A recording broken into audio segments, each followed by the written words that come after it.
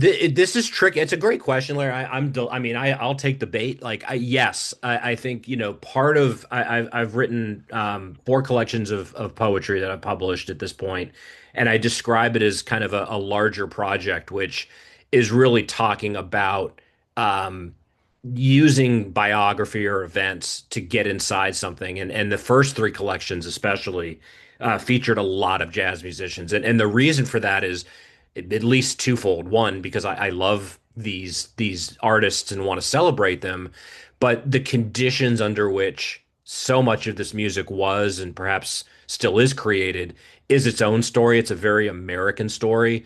So I never presume that if I describe, say, the life of Charles Mingus, it might make someone that otherwise wouldn't be receptive to it appreciate it.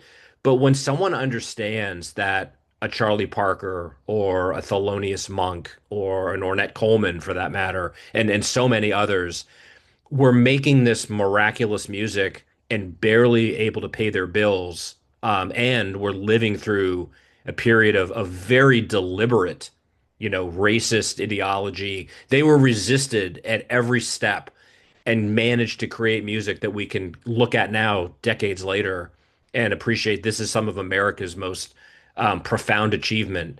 Putting it in the context of how it was created, I do think gives it a certain resonance. And I've found when I talk to more contemporary audiences or read from these poems, just talking about the biography in a weird way, or maybe in a perfect way, it helps people get into understanding, oh, so this was 19, say, 59, and here's what was going on in America at that time. And can you imagine being this person creating this music? Um, I found that that's one way to get in that doesn't necessarily even need the music.